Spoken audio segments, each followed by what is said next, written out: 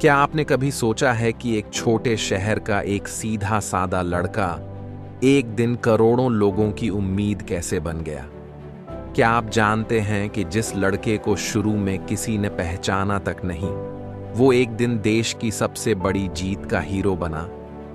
क्या आप सोच सकते हैं कि रेलवे की नौकरी करने वाला कोई इंसान एक दिन करोड़ों दिलों का कप्तान बन जाए?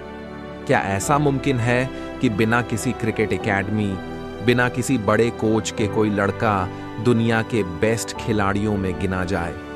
जब पहला ही मैच हो और आप 0 पर आउट हो जाओ, क्या आप फिर भी सपनों के पीछे भाग सकते हो?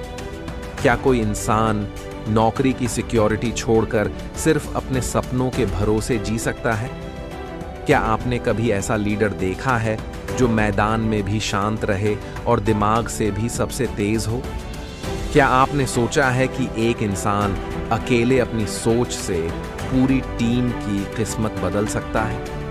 वर्ल्ड कप फाइनल में जब करोड़ों की उम्मीदें दांव पर हों, तब कोई खुद जिम्मेदारी उठाने सामने आए। ऐसा कौन करता है? क्या आप जानते हैं कि जब सबको सेलिब्रेशन चाहिए था, उस इंसान ने बस धन्यवाद बोलकर चुपचाप खेल को अलविदा कह दिया?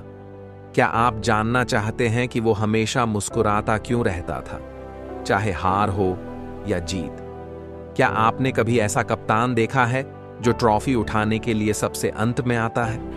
क्या आप जानते हैं कि उसकी सबसे बड़ी ताकत उसका बल्ला नहीं, बल्कि उसका दिमाग था? क्या आपको पता है कि वो कभी खुद के लिए नहीं खेला, बस देश के लिए खेला?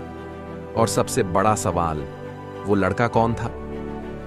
चलिए अब जानते हैं उस लड़के की सच्ची कहानी। उस लड़के का नाम था महेंद्र सिंह धोनी, जिसे दुनिया आज कैप्टन कूल के नाम से जानती है। धोनी का जन्म रांची के एक सामान्य परिवार में हुआ। न ज्यादा पैसा था, न कोई बड़ी पहचान। सपने थे, लेकिन वो भी दूसरे जैसे नहीं। धोनी को बचपन में फुटबॉल पसंद था। वो गोलकीपर बनना चाहता था, लेकिन स्कूल के कोच ने कहा, क्रिकेट ट्राई करो। बस वहीं से सफर शुरू हुआ। धोनी ने क्रिकेट खेलना शुरू किया, लेकिन कोई कोचिंग, कोई सुविधा नहीं थी। फिर भी उसने खुद को विकेट कीपिंग और बैटिंग में इतना मजबूत कर लिया कि देखने वाले दंग रह जाएं। लेकिन सपनों का पीछा करना इतना आसान नहीं होता। घर की हालत देखकर उसने रेलवे में टिकट कलेक्टर की नौकरी पकड़ ली। दिन भर ड्यूटी, रात को प्रैक्टिस। थकावट थी, लेकिन हिम्मत कभी टूटी नहीं। एक दिन फैसला लिया, या तो सपना जीऊंगा या कुछ नहीं, और उसने नौकरी छोड़ दी। लोग हंसे, बोले क्रिकेटर बनने चला है, लेकिन धोनी ने जवाब नहीं दिया। उसने बल्ला उठाया और जवाब मैदान पर दिया।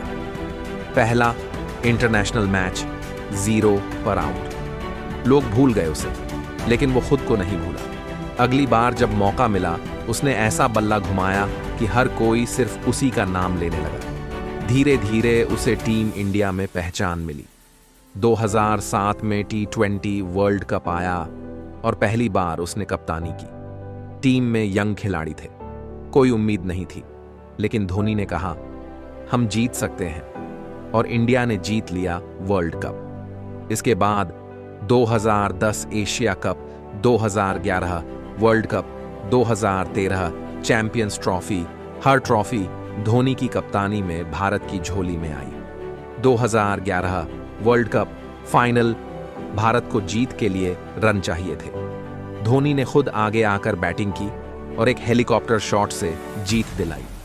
लाखों आंखों में आंसू थे, लेकिन उस रात हर हिंदुस्तानी का सीना गर्व से चौड़ा था।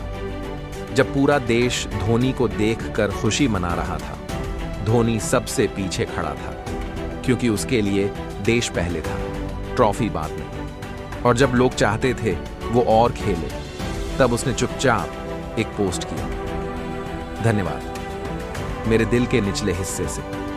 ना कोई प्रेस कॉन्फ्रेंस, ना कोई आंसू, बस एक शांत विदाई। धोनी ने कभी खुद को बड़ा नहीं बताया, लोगों ने उसे महान बना दिया। धोनी की कहानी हमें सिखाती है कभी हार मत मानो, भले ही तुम्हारी शुरुआत कितनी भी छोटी क्यों ना हो। कामयाबी शोर से नहीं, सब्र, मेहनत और भरोसे से मिलती है।